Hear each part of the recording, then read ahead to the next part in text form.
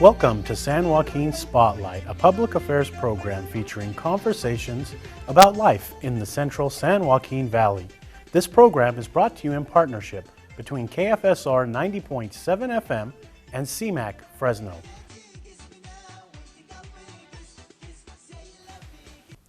I'm your host, Sevag Tateosian. Today we're going to be talking about an organization that deals with individuals that have, is it Alzheimer's and brain awareness, correct? That's correct. We have Stella, Tracie, and Lori. Welcome to the program. Thank you. Thank you. First, I want to start by asking what Alzheimer's is. Well, Alzheimer's is a type of dementia that causes problems with memory, thinking, and behavior. And you three are involved with the Alzheimer's Association, so talk about that a little bit. So the Alzheimer's Association is a national organization. It's a voluntary health organization that supports families and individuals that are going through that journey with programs, information, and support. Now, I'm going to stop you there, and I'm going to go to Tracie and Lori because I actually saw them with this car that they brought out during, and people were signing this car. So talk a little bit about, either of you, talk about what this car was that people were signing.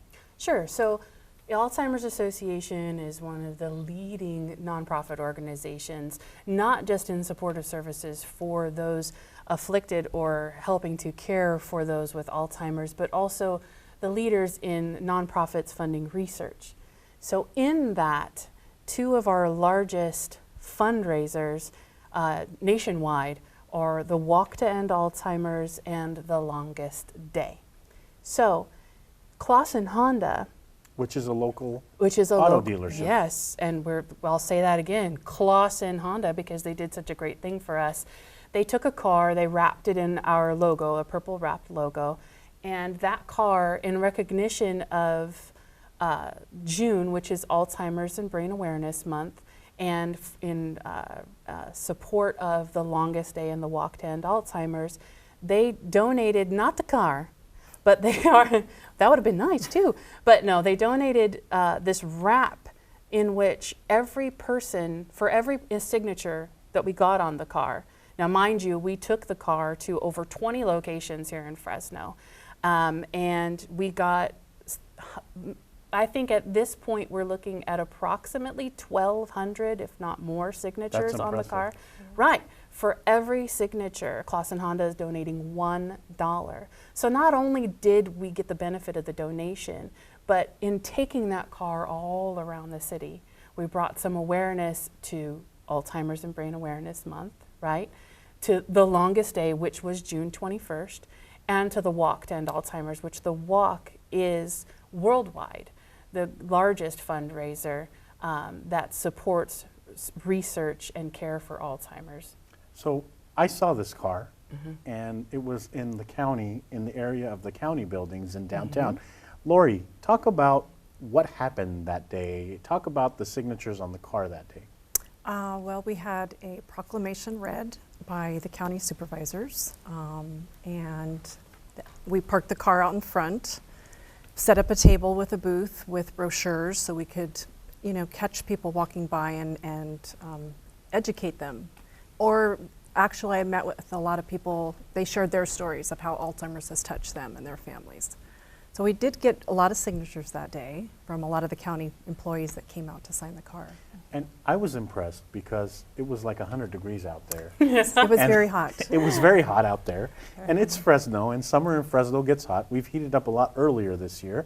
But I saw them out there, and they were getting signatures. So how does that make you feel, seeing such passionate volunteers? Wonderful about that. And we have amazing volunteers that get involved in a lot of different opportunities to further support for families and to provide awareness about the disease. So I've seen this car a couple of times, and one time I was driving by City Hall, and I'm driving by, and there's the car again. So either of you talk about what happened at City Hall that day.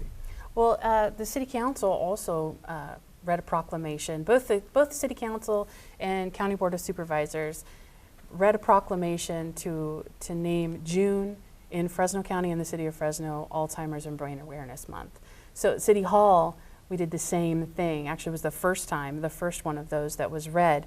And so we were able not only to get signatures from folks walking by who were shocked, first of all, to be able to write on a car and not, and it benefits someone instead of going, it's kind of like, you always kind of wanted to do it, but that's not really a good thing to do. But this case, it was a good thing because we get $1 if you do it. So it was fun to convince folks to do that. But in addition to that, it helped bring that awareness. I don't think at this point, and I think that there is enough awareness about the disease in our community. There are a lot of myths surrounding the disease that we're hoping through things like this car and going all over town that we're able to dispel those myths. This is not a disease just for senior citizens. We have folks in their 30s, 40s, and 50s being diagnosed with the disease. And no, there is no cure. Nobody survives. This is always fatal. And those are things that we've been able to help bring to our community, that bit of awareness that, it's not time when you're 60 to start worrying, it's time now. And that car has benefited us not just monetarily, but it's given us that opportunity to step out into the community and do just that. Where else did the car go? Because, Oh, my goodness. I saw it on a couple of days in downtown, but I know that car was moving around all over the county. So name a couple of places, and, I'll add a second prong to the question as well for anybody to answer. Couple of places where you saw the car or you took the car and what the experience was at that place. Because when I was watching, people would walk by and wonder what's going on and then sign the car. Well, if they saw a clipboard, they ran. It was Yeah. like being at the grocery store when you see somebody approach They you. thought we wanted them to sign a petition. Right. I had it at the Art Hop in the tower, and we got lots of signatures there, and those were a lot of young kids interested, either telling me that their grandparents had it, or met actually a young girl. Her father was dealing with Alzheimer's also, so it was pretty exciting to spread the news. My little one and my father and I took it out to Fig Gig. And I'm going to stop you. Yeah, right go there. ahead. This car is having more fun than I'm having. I know, right? In the month of June, this car had more fun than I did. Yeah. I'm going to jump on the car next time you bring it out there. Yeah, for sure, for sure. So Fig Gig. Yeah, so we took it out to Fig Gig, and my daughter is 7, so it's hard to say no to a 7-year-old when she's asking you to come write on a car. So that was a lot of fun. Getting those people out there to like we said, they thought we wanted them to sign a petition, but we just really wanted them to come out, sign this car, and support us. And that was it was fun. It was fun to be able to go out and meet the folks. Not only that, that day, we found several folks who had just recently lost someone to Alzheimer's. And so we had an opportunity to provide support on the spot, because all of us have been touched by the disease in one way or another. And soon you will be hard pressed to find somebody anywhere who hasn't been touched by that disease. Why somehow the longest day comes into factor here, the longest day of the year? Can either of you talk a little bit more about the actual longest day and somehow the correlation here? Yes, so the longest day falls on the summer solstice, which is June 21st, and this year it happened to fall on Father's Day. And so what we use the longest day for is to bring awareness to the fact that caregivers often experience many, many long days. And so caring for an individual that has the disease can become a very, very long day. And so we use that day to provide awareness about the disease, to fundraise, to increase funding for research on that day, because research is so important. That's what's going to lead us to a cure for a disease that doesn't have a cure right now. We know that other diseases who have received adequate funding for research have seen survivors. We don't see any survivors at this point for Alzheimer's disease, and so that's the trajectory that we need to change in order to make progress with this disease. One thing I noticed about your organization and Lori and Tracie kind of brought it to my attention is caregivers actually. I mean, it's the first time that I've heard of caregivers getting recognized. So either of you or all of you talk a little bit about the significance of caregivers in this whole equation. Well, caregiving, both of my parents had Alzheimer's, so I'm a Alzheimer's warrior. And it takes a toll, watching the decline, watching the light slip from their eyes when they don't recognize you, and it's day in and day out. They they forget how to tie their shoes, they forget to, to bathe. So it's 24/7, it becomes 24/7 caregiving. And it takes a toll on the family. And your organization actually recognizes that, and so when I listened to the proclamation being given by the County Board of Supervisors, I heard about the caregivers being recognized as well. But other than the car, let's talk about this walk, because so during the walk, for the record, I haven't participated in the walk. Oh, I know, my fault. Not yet. But not yet. But I'll tell you, my Facebook page blows up every time the walk comes around. What is your? I want to have to find you. yeah. Because everybody on Facebook seems to be taking pictures, and the color purple is everywhere. So Yes. I asked a ton of questions in that little sentence that I gave you, but talk about the walk, and the color purple is involved somehow. Okay, so the walk here in Fresno, first of all, the walk nationwide, there are just over 600 walks nationwide. And again, it is our largest fundraiser of the year.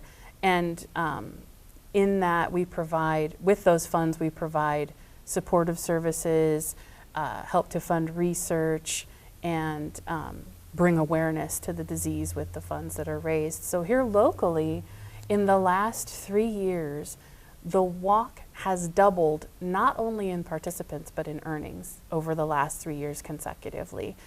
So this year, our expectation is about 3,000 participants. Cross your fingers and your toes.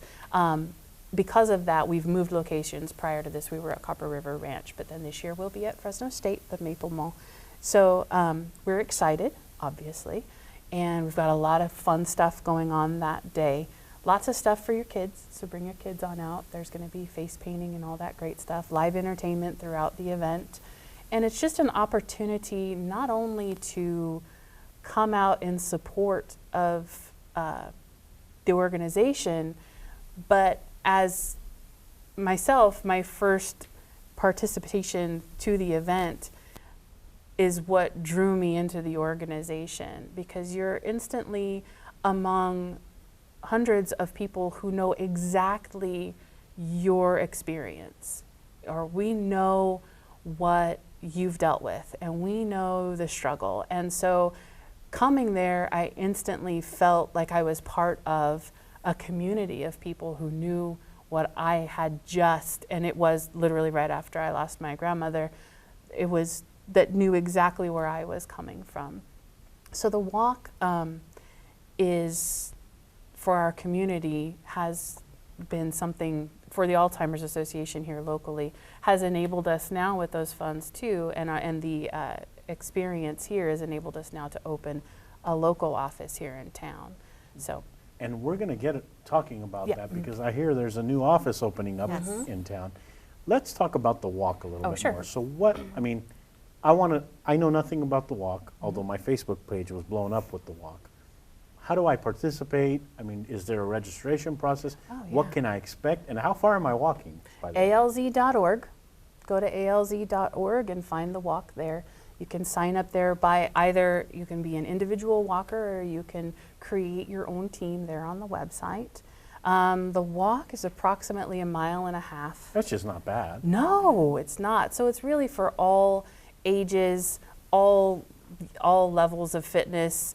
I recall one year, Sunrise Senior Living had residents walking with them. So really, it took them a really long time to make that 1.5 miles, but gosh darn it, they sure did make it. So anybody can come out and participate. It sounds like not only does this help with funding the organization, but there's a marketing piece here that's huge, because again, I know I'm not unique. If I saw it all over my news feeds, then a lot of other people's did. So marketing-wise, how does this walk help you? Absolutely. Well, it provides a lot of awareness. It reaches a lot of individuals in our community who maybe have not reached out for support. And so as Tracie was saying, it provides an open opportunity for people to come out and learn about the services, learn about the work that we're doing to support them, and to also give those caregivers an opportunity to feel embraced and supported by other caregivers. We have a wonderful memory garden where we have the opportunity to remember somebody who has died because of the disease, someone who's a caregiver, somebody who is in support of the disease, and also really allow us the opportunity to be the face in the community. The walk is what provided the opportunity to allow us to have a local office here, which we're going to be able to open up very soon, to be able to provide direct services to anyone that comes to our office for support. And so it's a great venue to attend and to be a part of. So until now, there hasn't been a local office of your organization, which is Alzheimer's Association, in Fresno. So Correct. where is this office going to be? From where? Well, let me ask, before I ask that question, where is the nearest office? So if I wanted to find an Alzheimer's Association office prior to your new office, where would I have to go? So services have always been available through our helpline and through our website. So anyone has been able to directly access services through the helpline and through our website, but now we're going to have a local presence so that if somebody wanted to walk into our office, they would be able to go to our office. It's scheduled to open in the first part of August. Which is very very soon. soon. Very soon. We're very excited about that. So we will have volunteers and we will have staff there that will be providing services directly to families and individuals. And we'll have a library and we'll have educational programs. And this office is going to be located at 550 West Alluvial, Okay. Suite 106, so on the corner of Alluvial and Ingram. And we're in the process of getting things ready to open up the doors. So that day where you have the grand opening, how is it going to make you all feel? I mean, each one of you, because you all have a piece of this. You all have worked for this. So the day where the ribbon gets cut, and is it a purple ribbon, by the way, or a red It ribbon? will be. It will be a purple ribbon. So the day that the scissors cut that purple ribbon, each of you, what's it going to make you feel like? It's going to make me feel like we've accomplished something, you Most know? definitely. I think while I was dealing with Grandma, both grandmothers actually, I felt kind of on an island to myself. And I think having a local presence and in that office, there'll be so much more possibility to really reach out to folks here locally where, I would never have thought to go in search of, but now with the folks here locally, we'll be able to go out in search of them. How will that make you feel?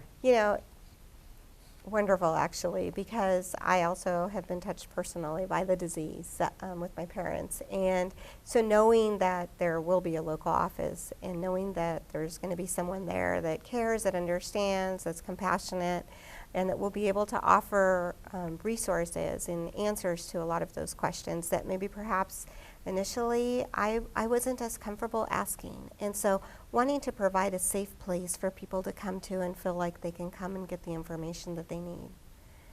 Lori. And it's going to be fantastic. I had questions that I wanted answered, but I didn't know where to go. And it sounds like there are a lot of people that are touched by this disease. I mean, it just sounds like it's out there, and almost everybody can be impacted by this Anybody disease. with a brain has the potential of getting Alzheimer's. So it's a serious disease. So if people think that, they have a family member going through it, who can they call, and why is it important for them to call? It's important for them to call so that they can know that they're not alone and that they can access resources and services. It's important for them to get the support that they need. There is a lot of support available for families, and knowing that you're not alone, I think, is one of the most crucial things. Currently, there's not a cure for the disease. There's over 5 million individuals that are affected by this disease. And as Lori said, we're all at risk. We're all at risk, and so we need to learn how to support each other through that process. We need to be able to have more resources to be able to offer to families, and we need to invest in research so that we can find a cure. And loved ones change so much, and so not knowing how to meet their needs or how to care for them, and it's having the support of a local office to help with that. Doctors don't necessarily have that information right now either. So. And one thing I've noticed is, I don't know if Tracie and Lori knew each other before they got involved in this organization, but there's a bond there. Forever. And It seems like it, doesn't it? And I'm bringing it up because when the car was out in front during my lunchtime, I walked past the car and they were like, I was like in the middle of a group of friends that knew each other for a long time. I would think they were best friends, but is that common? Are volunteers now bonding with each other and talking to each other? We are a family. Absolutely. We support each other like a family. We were actually just talking about somebody in the car today that really needs that extra bit of help, and we really feel for each other as if we were all one giant caring family. We're here for one another. I had never met Lori before this, but we've traveled down similar roads, so there's this immediate kinship that happens once you become involved. We talked about the grand opening date, but we never talked about the walk date. So I'm going to backtrack a little bit and talk about when the walk is. September 12th. So we have August and a grand opening. September is the walk. There's some exciting things happening in this organization. Yes. Absolutely. During the walk, you mentioned music. So music, talk a little bit about what people can expect as far as entertainment. Well, we're looking at, we have our DJ, who is also a volunteer of the organization. And we're looking at some live music, folks to come out and participate in that way, to provide entertainment, not just on the main stage, but we want to keep some things a surprise, mind you. But we are you'll hoping tell me to off have camera yeah, because oh I yeah, want to know. Sure, Sevag. No, but we are looking to have entertainment along the walk route as well. It's going to be snacks. a lot of fun. There's usually healthy Plenty snacks of food. and. With very generous donations Yes. throughout the community, providing food and water. How and important are these donors? I didn't mean to cut you off, but Clausen Honda gave you They're a car. everything. But talk a little bit about some of your other donors. Oh, let's think now. Or what they're donating. What they're donating.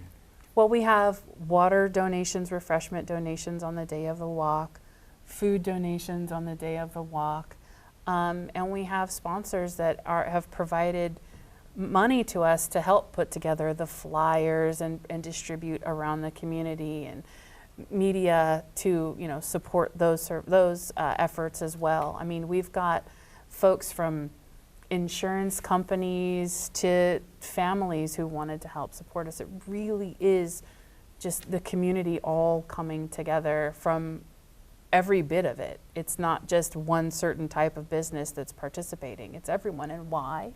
Because so many folks have been touched by the disease.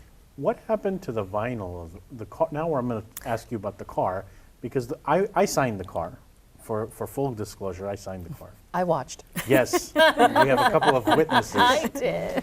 What happened? Because I noticed that thing can get peeled off. What happened to the vinyl? What happened to the signatures? That's actually something we're hoping to see it framed afterwards. I don't know. Do you? Yes, I think it should be. But we actually put on display. That's still up for discussion. Yes. Yes.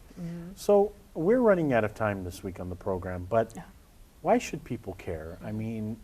We're all busy. We got a lot of things going on in our lives. Whether you're working full time and you've got a family, or whether you're a student full time, and nowadays a lot more students are working part time to pay the bills. A lot more students are moving out and paying their bills. We have a lot of things going on. Why should, and each one of you can take a turn answering this question, why should we even care about this? I think when you think about the fact that 5 million people in California have the disease, and we're all at risk. There's no cure for the disease. I think that is a great motivator to care about this disease. It is a disease that affects our loved ones, that robs them of their identity, and that destroys a lot of families. And so definitely need to do something about the disease. Your turn. Well, it's not going away, it's not slowing, it's not stopping, and it's everywhere. And I personally became involved because as a caregiver, I know what's coming after that diagnosis, and I don't ever want my daughter to know what it felt like to love so strongly and care for so much for someone that doesn't even recognize my face or may even be scared of me when I enter the room. Lori, briefly, why should we care? I had 2 parents that died from Alzheimer's. Am I the next victim? So I think if even friends that are friends of me that don't have family members, it affects them because of the friendship. We are out of time this week on the program, but I mean, it sounds like there's some, this is a serious disease, but it sounds like there's some major steps happening locally. And so thank you each for coming on the program. Thank you for sharing your personal stories. And I mean, it's going to be an exciting few months. And I say that because there's some huge developments coming up. Yeah, thank you for Yes, having thank you for us. having very us. much. And we'll see you on September 12th, right? Yes. President's We will. Day? We will. All right. How about the ribbon cutting? I'm not invited. to that. You're invited to all of them. We'll so. definitely invite you when we have our open house. Thank you. That's all for this edition of San Joaquin Spotlight. This week, we had Stella, Tracie, and Lori talking to us about the Alzheimer's Association. Thank you to the volunteer crew that made this production and every production possible. We couldn't do it without you behind the cameras and in the studio. Thank you to our audience members listening to us on 90.7 FM, KFSR Fresno, and to those watching on CMAC, Comcast 93 and AT&T 99. Hope you enjoyed the show this week. Tune in next week for a new edition.